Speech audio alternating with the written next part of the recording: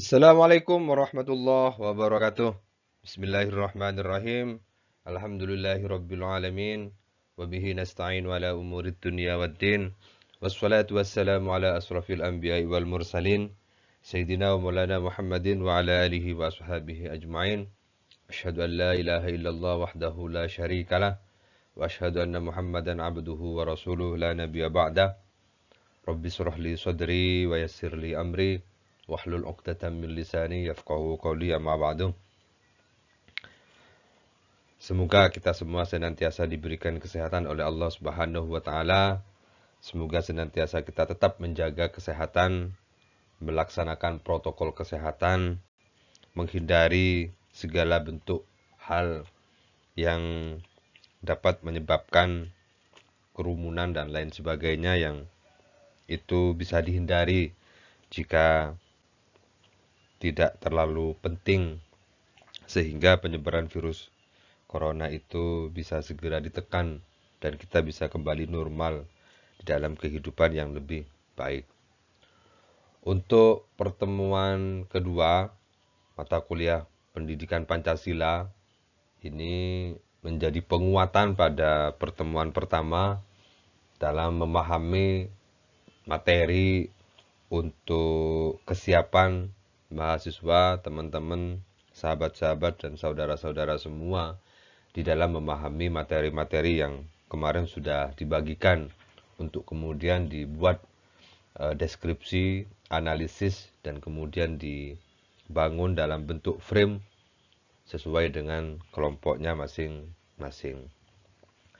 Untuk pertemuan ini lebih banyak mengkaji tentang materi-materi apa yang perlu disampaikan sehingga menjadi patokan, menjadi dasar bagi teman-teman yang sudah terbagi dalam kelompok untuk membuat bahan presentasi yang kemudian nanti akan kita diskusikan di dalam forum-forum kelas. Untuk yang pertama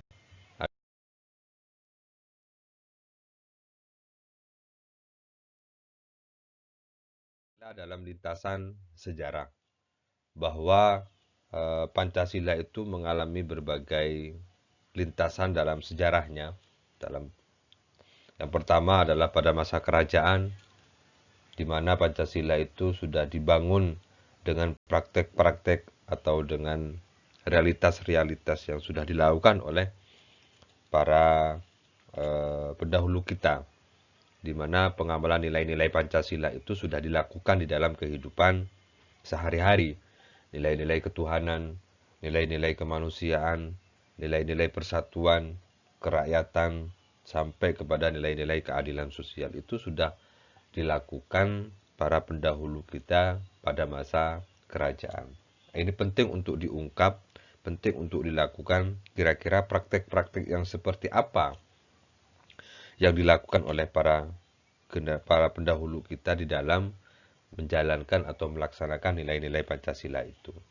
Sehingga kita paham dan tahu bahwa pada masa kerajaan, nilai-nilai Pancasila itu sudah melakukan hal-hal yang menjadi budaya bangsa kita.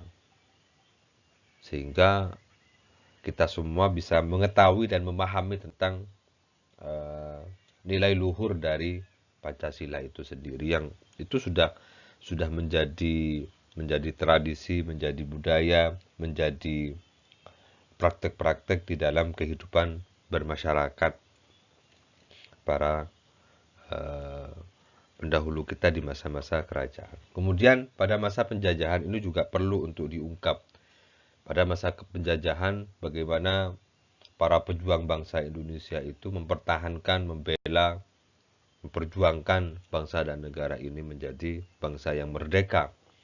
Itu juga merupakan praktek-praktek dan nilai-nilai di dalam kehidupan para pejuang kita, di mana masa penjajahan yang itu sudah sangat lama sekali, bagaimana para masyarakat kita mengamalkan bersatu padu melawan penjajah sampai kepada puncaknya mendapatkan kemerdekaan. Itu adalah perjuangan yang sangat luar biasa yang harus kita hormati, harus kita jaga, harus kita jadikan sebagai referensi untuk kemudian membangun bangsa dan negara ini menjadi lebih baik, menjadi lebih maju. Karena para pejuang dengan segala bentuk pengorbanan dan perjuangannya untuk kemerdekaan bangsa Indonesia itu dengan mengorbankan segalanya. Oleh karena itu kita sebagai generasi penerusnya tentu menjaga, membela, mempertahankan kemerdekaan itu dan membangun bangsa Indonesia ini menjadi lebih baik adalah keniscayaan dan kewajiban kita semua sebagai warga negara Indonesia. Kita banyak diajarkan tentang sejarah-sejarah perjuangan bangsa Indonesia itu. Jangan pernah melupakan sejarah itu. Karena sejarah adalah menjadi tinta emas bagi generasi berikutnya. Maka sejarah itu harus terus dibangun, dijaga, dirawat untuk mengenang para penjajah, untuk berdoa kepada para pejuang kita, sehingga negara ini semakin maju dan semakin tumbuh, berdaya saing, semakin kuat di kancah global. Kemudian pada masa kebangkitan nasional, ini juga perlu disampaikan. Jadi bagaimana pada masa kebangkitan nasional itu nilai-nilai Pancasila terbangun, diimplementasikan di dalam kehidupan masyarakat sampai kepada masa pasca kemerdekaan. Jadi pada Pancasila dalam lintasan sejarah itu adalah mengungkap semua latar belakang kemudian nilai-nilai yang terkandung di dalam nilai-nilai Pancasila itu diungkap pada masa-masa dalam lintasan sejarah itu, yang kemudian ini menjadi renungan bagi kita untuk memahami dan merealisasikan di dalam kehidupan kita sehari-hari, untuk menyampaikan kepada diri kita, keluarga kita, masyarakat sekitar kita, untuk menguatkan akar Pancasila sebagai sebuah ideologi itu ke dalam masing-masing kita, sehingga kita semua memiliki tanggung jawab yang sama terhadap Pancasila. Kemudian yang kedua adalah pengertian Pancasila dalam perkembangannya. Setelah kita memahami tentang Pancasila dalam lintasan sejarah, maka kemudian untuk kelompok 2 menjelaskan tentang pengertian Pancasila dan perkembangannya. Bagaimana, apa sih definisi dari Pancasila itu? Kenapa Pancasila dan bagaimana Pancasila? Ini juga penting untuk dipahami dan didiskusikan, disampaikan dalam forum yang kemudian ini menjadi sebuah pemahaman yang kuat bagi kita semua. Karena kita mahasiswa itu memiliki peran strategis di dalam memahami dan mengimplementasikan nilai-nilai Pancasila itu sehingga bisa menyebarkan pemahaman yang konkret, komprehensif tentang Pancasila di sekitar kita yang kemudian itu bisa diinterpretasikan dalam praktek-praktek nyata bagaimana menjalankan nilai-nilai Pancasila di dalam kehidupan kita. Sejarah istilah Pancasila juga perlu disampaikan, perlu didiskusikan agar kita semua tahu tentang bagaimana sampai menjadikan Pancasila sebagai ideologi itu dengan 5 butir, 5 sila yang menjadi kunci dari sila-sila Pancasila. Pancasila menurut Pak Ahli juga penting untuk diketahui bagaimana para ahli, para pakar berpendapat atau menyampaikan tentang makna atau istilah Pancasila itu seperti apa, atau dimaknai seperti apa, ditafsirkan bagaimana para ahli menyampaikan tentang Pancasila. Bahkan sampai kepada nilai-nilai atau nilai-nilai yang terkandung di dalam Pancasila itu sendiri. Sehingga butir-butir atau sila-sila dalam Pancasila itu memiliki nilai yang sangat luar biasa, yang sangat mendasar dan mendalam tentang sebuah sila di dalam kehidupan masyarakat Indonesia. Jadi perlu diungkap pendapat para ahli mulai dari perspektif yang umum sampai kepada perspektif yang khusus yang mengungkap nilai-nilai di dalam Pancasila itu. Kemudian yang terakhir menjelaskan tentang bagaimana perumusan dan pengesahan Pancasila itu. Ini juga perlu dilakukan, perlu dijelaskan bagaimana perumusan dan pengesahan Pancasila itu dilakukan sampai kemudian di, diputuskan bahwa Pancasila adalah ideologi negara. Dari pemahaman ini, maka teman-teman mahasiswa diharapkan mampu memahami secara komprehensif tentang definisi Pancasila itu yang kemudian menjadikan perubahan paradigma yang sangat kuat bagi kita terhadap nilai-nilai Pancasila yang kemudian bisa diamalkan. Karena Pancasila itu mengikuti perkembangan zaman, tidak akan pernah terkikis dan tidak akan pernah goyah. Maka tetap berdiri tegak, kemudian menjadi fondasi bangsa dan negara kita. Apapun yang terjadi, Pancasila ini merupakan fondasi yang paling kuat, paling kokoh di dalam kehidupan bermasyarakat, berbangsa, dan bernegara kita. Karena sudah terbukti dengan berbagai perbedaan suku, ras, agama, Pancasila mampu menyatukan perbedaan-perbedaan itu dalam rumah bangsa Indonesia. Setelah kita memahami tentang definisi dan perkembangan Pancasila, maka kemudian dilanjutkan dengan kelompok 3, yaitu menjelaskan tentang Pancasila sebagai ideologi negara. Setelah kita memahami sampai kepada sejarah sejarah pengesahan Pancasila sebagai ideologi negara, kita harus memahami tentang Pancasila itu sebagai ideologi negara. Bagaimana Pancasila itu sebagai ideologi negara? Pancasila itu apakah ideologi terbuka atau ideologi tertutup?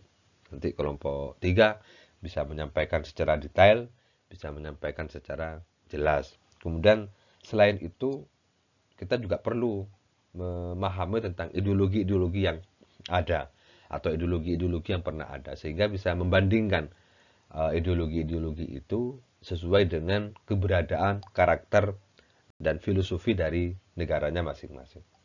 Sehingga dari pemahaman perbandingan ideologi itu, kita akan semakin kuat mengakar tentang ideologi Pancasila sebagai ideologi bangsa itu menjadi sebuah kekuatan yang menjadikan kita semakin mampu menjaga, merawat, dan mempertahankan sekuat apapun terkait dengan Pancasila ini sudah final sebagai ideologi negara.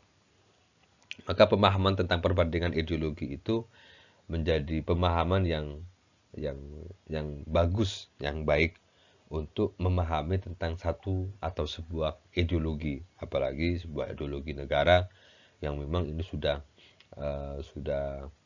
kokoh, dan sudah permanen di dalam kehidupan bangsa dan negara kita. Jadi untuk kelompok 3 menjelaskan tentang Pancasila sebagai ideologi negara itu untuk memperkuat dan memperkokoh keberadaan Pancasila sebagai fondasi rumah bangsa Indonesia itu.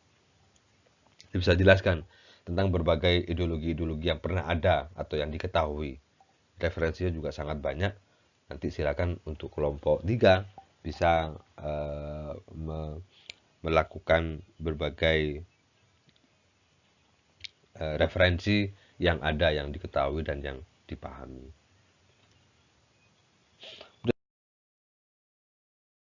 Bicara tentang filsafat Pancasila sebagai sistem filsafat. Pancasila itu juga menjadi bagian dari sistem filsafat. Artinya Pancasila itu digali dari aspek filsafatnya, filosofis. Ada nilai filosofis yang terkandung di dalam Pancasila karena itu sudah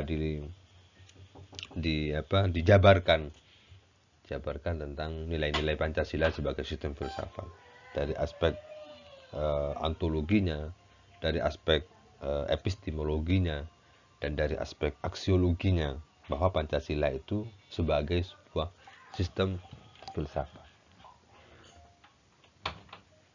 Sebagai sebuah sistem filsafat. Maka untuk kelompok 4 menjelaskan tentang pengertian filsafat apa. Filsafat itu apa? Filsafat itu bagaimana? Filsafat itu seperti apa? Apakah penting tidak sebuah filsafat itu di dalam kehidupan. Kemudian manfaat filsafat ini juga perlu diungkap, sehingga kita memahami sebagai masyarakat ilmiah, tentu memahami filsafat itu sebagai sebuah nilai yang kemudian bisa memberikan paradigma baru bagi kita di dalam kehidupan mahasiswa dalam memahami tentang sebuah konteks keilmuan.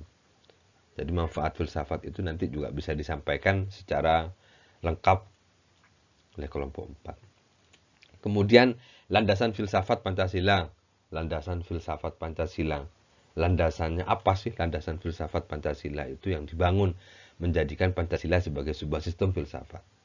Tadi sudah saya sampaikan landasan filsafat Pancasila dari aspek ontologinya, aspek epistemologinya, dan dari aspek aksiologinya. Kira-kira dalam konteks ontologinya,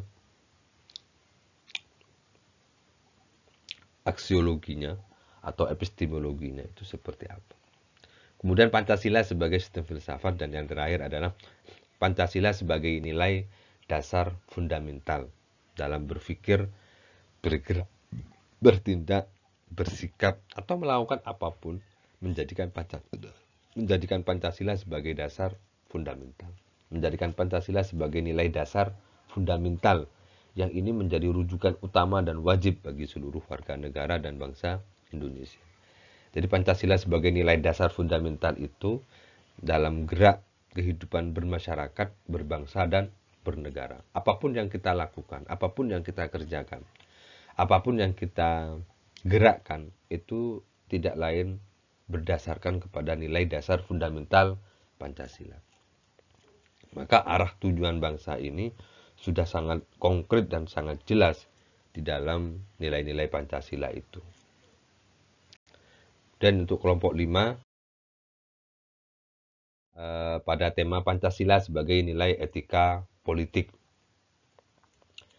Pancasila sebagai nilai etika politik menjadi dasar dalam praktek-praktek atau dalam menjalankan etika politik, menjadikan Pancasila sebagai sebuah nilai penting di dalam praktek-praktek etika perpolitikan. Dalam tema ini ada nilai, ada norma dan moral yang kemudian ini membungkus sebuah etika. Maka perlu tahu juga mahasiswa tentang apa sih etika itu, apa itu nilai, apa itu norma, dan apa itu moral, yang ini memiliki sebuah pemahaman yang beririsan tetapi memiliki konteks yang berbeda. Maka tentu kita harus memahami secara mendasar apa itu nilai, apa itu norma, apa itu moral. Kemudian dilanjutkan dengan apa hubungan nilai, norma, dan moral itu, yang kemudian bisa ditarik benang merahnya menjadi sebuah etika, praktek-praktek nilai, praktek-praktek norma, dan praktek-praktek moral itu dibungkus oleh etika. Kemudian masuk ke etika politik. Apa sih etika politik itu? Karena politik itu bisa dimaknai secara umum adalah seni berkuasa, seni kekuasaan. Seni kekuasaan. Jadi bagaimana menjalankan kekuasaan, bagaimana kewenangan dari kekuasaan, bagaimana praktek-praktek pemerintahan, bagaimana mengelola negara, mengelola masyarakat, mengelola bangsa. Ini juga menjadi bagian dari definisi politik. Maka etika politik itu harus berdasarkan kepada nilai-nilai Pancasila, sehingga tujuan dan cita-cita luhur bangsa Indonesia itu bisa tercapai dengan baik, dengan menjadikan Pancasila sebagai nilai dasar fundamental dalam etika politik, menjadikan nilai etika politik. Jadi Pancasila itu dijadikan sebagai nilai etika dalam perpolitikan, dalam menjadikan Pancasila sebagai fundamental di dalam nilai etika politik. Kemudian Pancasila sebagai sumber etika politik dan kontribusi umat Islam dalam perpolitikan nasional juga perlu disampaikan. Karena ini juga perlu kita tahu bahwa ada kontribusi dari umat Islam dalam kancah perpolitikan nasional yang kemudian di apa, seperti misalnya eh, Kiai Haji Wahid Hashim, itu salah satunya yang menjadi bagian dari kontribusi umat Islam dalam perpolitikan nasional. Ini juga perlu sehingga nanti kita bisa mengambil benang merah dari Pancasila sebagai nilai etika politik. Kemudian kita bisa melanjutkan dengan diskusi dari 5 tema yang sudah disampaikan tadi. Eh, Saudara bisa menjelaskan tentang pendapat saudara secara deskriptif tentang Pancasila sebagai ideologi negara, sistem filsafat, dan sebagai etika politik.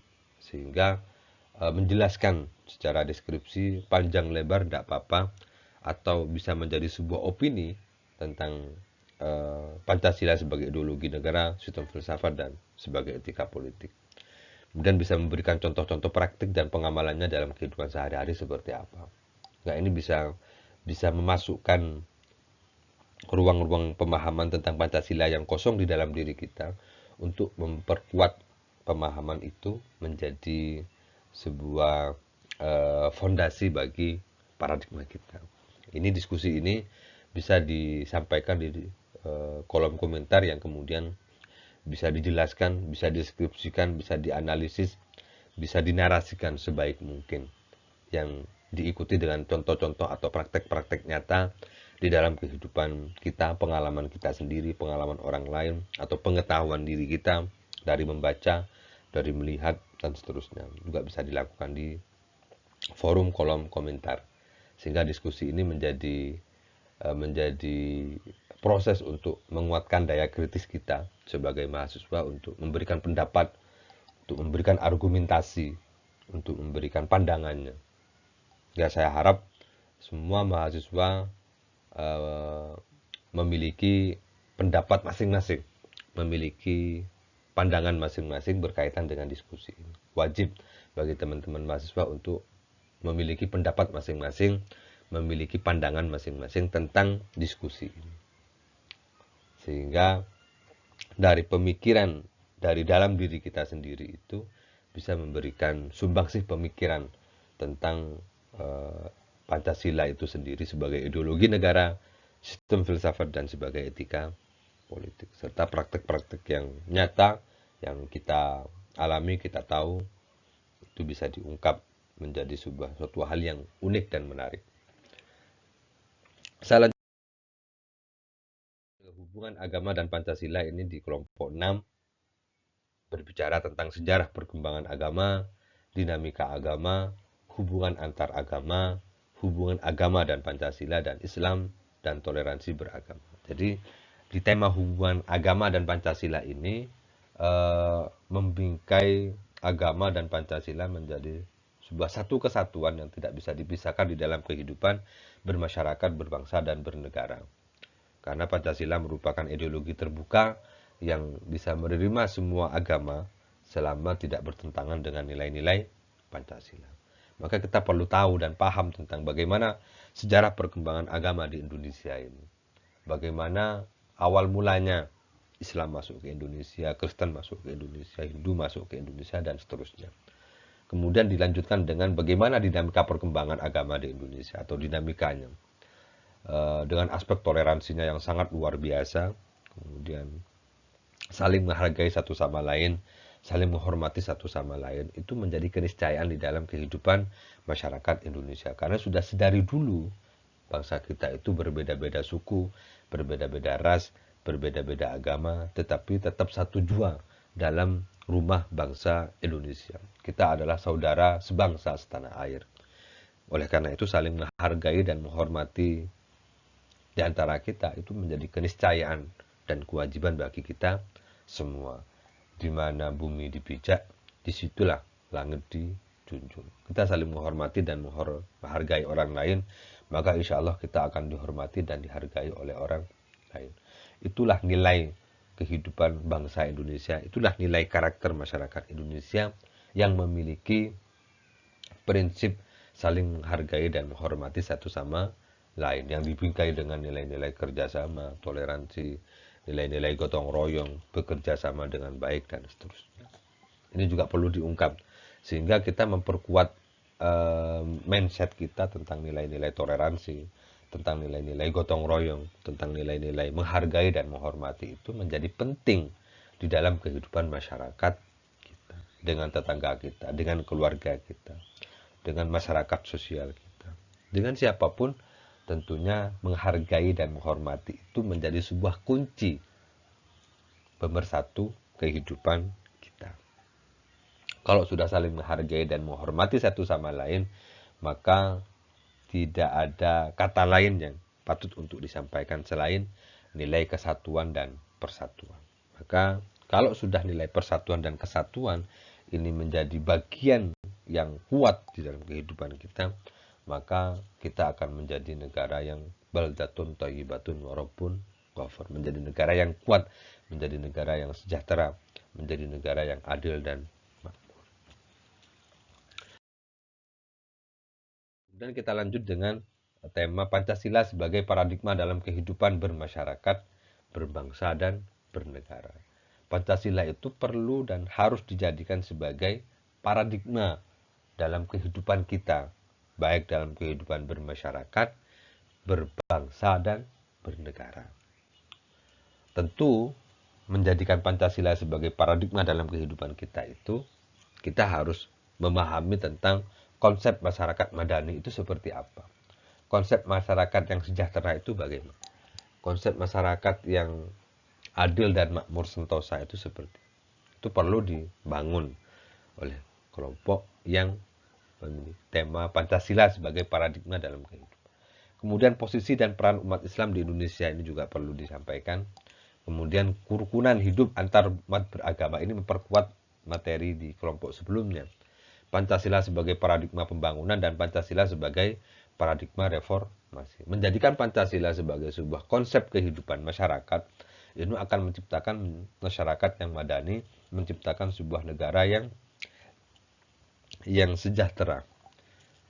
Ini menjadikan Pancasila sebagai pola pikir dalam kehidupan bermasyarakat dan berbangsa dan bernegara kita, itu adalah sebuah hal yang sangat penting di dalam kehidupan kita. Itu bisa dimulai dari diri kita, bisa dimulai dari setiap individu kita, menjadikan Pancasila sebagai sebuah paradigma dalam berpikir, bertindak, bersikap, dan melakukan apapun dalam kehidupan bermasyarakat kita, dengan mengedepankan prinsip-prinsip nilai-nilai persatuan, mengedepankan prinsip-prinsip nilai-nilai ketuhanan, keadilan, kerakyatan, kemanusiaan, itu sangat luar biasa.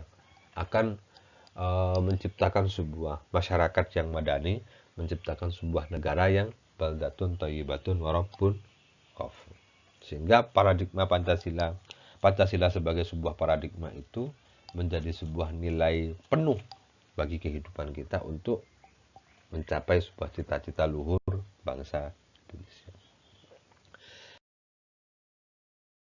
Dan dilanjutkan dengan nilai Pancasila dalam kehidupan. Jadi menjadikan nilai Pancasila atau menjadikan value di dalam Pancasila itu dalam kehidupan bermasyarakat, berbangsa, dan bernegara. Jadi menjadikan nilai Pancasila dalam kehidupan kita sehari-hari, dalam berinteraksi dengan orang lain, dalam berbisnis, dalam bersosial, dalam hal apapun, menjadikan nilai Pancasila di dalam kehidupannya yang termaktub di dalam nilai-nilai sila-sila Pancasila itu akan menciptakan sebuah nilai yang sangat luar biasa. Artinya pengertian nilai Pancasila itu perlu dipahami secara mendasar. Nilai Pancasila dalam kehidupan bermasyarakat itu nilai ketuhanan yang Maha Esa, misalnya bagaimana nilai-nilai ketuhanan itu tidak hanya sekedar diamalkan hubungannya dengan Tuhan, tetapi bagaimana nilai-nilai ketuhanan yang Maha Esa itu bisa dijadikan sebagai nilai-nilai sosial kehidupan bermasyarakat. Nilai-nilai ketuhanan itu diimplementasikan di dalam kehidupan hubungan manusia dengan manusia, hubungan manusia dengan alamnya, hubungan manusia dengan sekitarnya. Maka praktek-praktek nilai Pancasila yang terkandung di dalam sila-sila itu sebenarnya adalah praktek-praktek nyata yang menjadikan kita sebagai warga negara Indonesia itu bisa menjalankan kehidupan secara baik, secara baik, baik hubungannya dengan manusia, hubungannya dengan Tuhannya, hubungannya dengan alam dan sekitarnya, atau hubungannya dengan orang lain. Maka perlu untuk memahami tentang pengertian dari nilai Pancasila itu sendiri. Kemudian asal-usul dari nilai Pancasila itu juga perlu dipahami dan perlu kita diskusikan dan disampaikan. Kemudian Pancasila sebagai sumber nilai. Jadi nilai itu adalah sesuatu yang memiliki manfaat. Itu nilai. Karena sesuatu itu tidak akan dikatakan sesuatu kalau tidak ada nilainya. Jadi nilai itu termaktub di dalam sesuatu itu. Sesuatu itu dikatakan ada kalau ada nilainya. Dan dikatakan tidak ada kalau nilainya sudah tidak ada. Sehingga keberadaan nilai itu menjadikan sesuatu itu ada. Keberadaan sesuatu yang ada itu sebenarnya ditandai dengan adanya nilai di dalam sesuatu. Wujud yang sama, kalau nilai dalam sesuatu itu tidak ada, maka itu dikatakan tidak ada.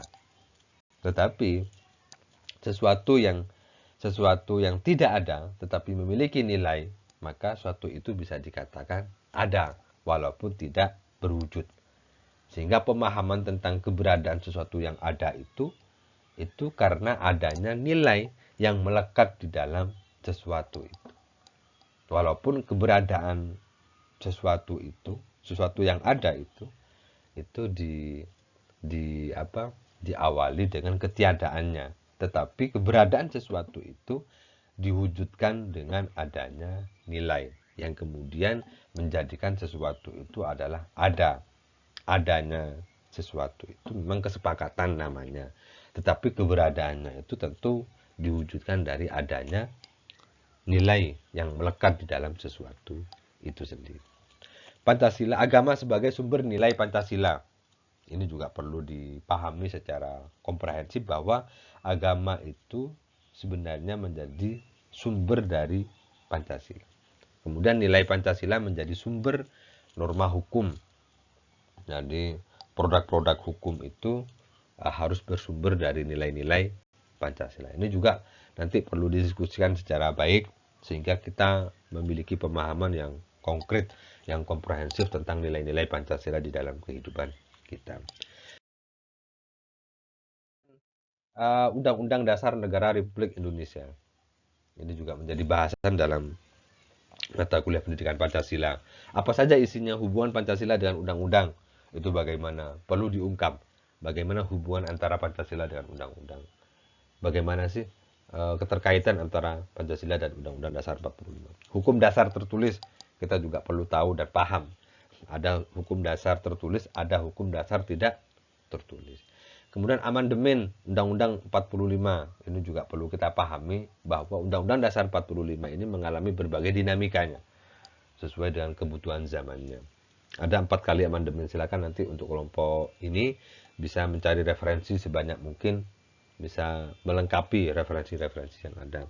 Kemudian isi pokok batang tubuh Undang-Undang Dasar 45 ini juga perlu disampaikan, perlu diungkap, perlu didiskusikan tentang apa isi pokok dari batang tubuh Undang-Undang Dasar 45 sehingga kita memahami secara jelas tentang keberadaan Undang-Undang Dasar 45 itu. Sistem ketatanegaraan Indonesia dan kontribusi umat Islam dalam perundang-undangan. Juga mengungkap tentang bagaimana Undang-Undang Dasar 45 itu disusun sampai kemudian dibacakan. Kemudian pemerintahan. Sistem pemerintahan pada tema ini menjelaskan tentang bagaimana sistem pemerintahan Indonesia. Mungkin nanti bisa menjelaskan secara periodik kira-kira kapan bangsa dan negara ini menggunakan sistem presidensial, menggunakan sistem parlementer, kemudian kembali lagi kepada sistem presidensial dan seterusnya. Nanti juga perlu memahami tentang periodisasi dari sistem pemerintahan Indonesia. Kemudian tinjauan umum lembaga-lembaga negara.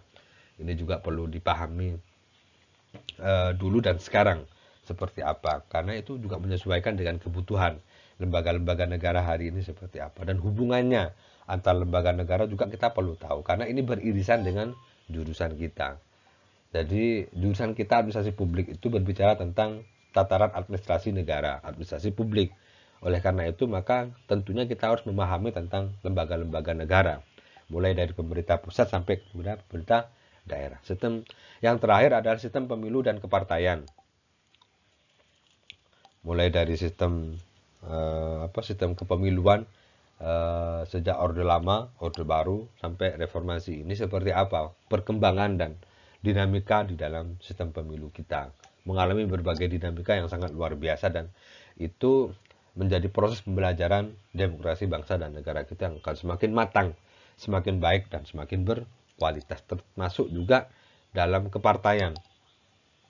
Mulai dari 3 partai, banyak partai, sekarang juga banyak proses sistem kepartaian yang sudah dilakukan oleh bangsa dan negara.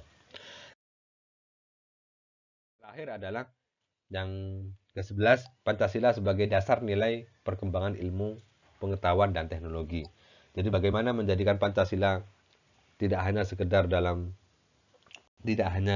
dalam praktek-praktek kehidupan bermasyarakat, berbangsa, dan negara, tetapi bagaimana Pancasila itu dijadikan sebagai dasar nilai perkembangan ilmu pengetahuan dan teknologi. Jadi perkembangan ilmu pengetahuan dan teknologi itu tentu tidak bertentangan dengan nilai-nilai Pancasila, baik melakukan riset atau penelitian, pengabdian, dan lain sebagainya berkaitan dengan perkembangan ilmu pengetahuan dan teknologi itu tentu harus bersumber dari nilai-nilai Pancasila. Dalam materi ini nanti yang dibahas adalah nilai dalam ilmu pengetahuan dan teknologi. Nilai itu apa di dalam perkembangan ilmu pengetahuan dan teknologi. Kemudian pandangan Islam terhadap nilai pengembangan ilmu pengetahuan dan teknologi. Pancasila sebagai dasar nilai strategi pengembangan ilmu pengetahuan dan teknologi. Bagaimana menjadikan Pancasila sebagai dasar dari perkembangan ilmu pengetahuan dan teknologi itu. Nanti bisa diungkap termasuk sumber-sumber tentang Pancasila sebagai dasar, sumber-sumber filsafatnya, sumber-sumber nilainya, menjadikan dasar dalam perkembangan ilmu teknologi. Baik dari sila pertama ketuhanan sampai nilai sila kelima keadilan sosial bagi seluruh rakyat Indonesia. Bagaimana sumber-sumber tentang Pancasila sebagai dasar pengembangan teknologi dari sila-sila yang ada di dalam Pancasila. Termasuk yang terakhir adalah dinamika dan tantangan Pancasila sebagai dasar nilai pengembangan teknologi. Itu untuk kelompok 1 sampai kelompok 11 sebagai dasar untuk membuat narasi atau deskripsi atau analisis untuk kita nanti presentasikan dalam forum-forum diskusi, sehingga ini menjadi penguatan bagi kita agar kita semakin cinta tanah air, semakin menguatkan rasa nasionalismenya, semakin memperkokoh nilai-nilai ideologi Pancasila. Harapannya adalah bagaimana kita bisa mampu mengamalkan nilai-nilai Pancasila itu dalam kehidupan kita sehari-hari, memperkuat dan memperteguh diri kita sebagai warga negara, memperkuat dan memperteguh sekeliling kita, keluarga kita, masyarakat kita, lingkungan pendidikan kita, dan seterusnya. Sehingga pengamalan nilai-nilai ideologi Pancasila ini bisa menyeluruh dalam kehidupan masyarakat bangsa Indonesia. Dan yang terakhir adalah kuis. Kuis ini juga sama, silakan nanti bisa disampaikan dalam kolom komentar yang kemudian diakhiri dengan absensi. Jadi yang pertama nanti di kolom komentar itu memberikan pendapat atau pandangannya di dalam diskusi, kemudian dilanjutkan dengan menjawab kuis, berikan tanda saja, diskusi, kemudian memberikan pendapatnya, kemudian lanjutkan dengan kuis, kemudian menjawab dari pertanyaan kuis ini, dan yang terakhir adalah diikuti dengan nama dan kelas atau NPM, sehingga nanti bisa saya cross check, bisa saya pahami ini siapa dan dari kelas apa. Sehingga dari pemahaman keseluruhan tema ini, saya berharap dalam diskusi-diskusi nanti bisa berjalan dengan baik, bisa berjalan dengan lancar, bisa memberikan sebuah pemahaman baru, bisa memberikan sebuah penguatan terhadap pemahaman kita di dalam mengamalkan nilai-nilai Pancasila di dalam kehidupan kita sehari-hari. Itu saja dari saya, kurang lebihnya mohon maaf. Semoga bermanfaat dan menjadi kebaikan bagi kita semua. Terus semangat, terus optimis. Kita akan menjadi negara yang lebih baik, menjadi negara yang berdaya saing, dan menjadi negara yang maju. Wal afu minkum wallahul muwaffiq ila aqwamit thoriq. Wassalamualaikum warahmatullahi wabarakatuh.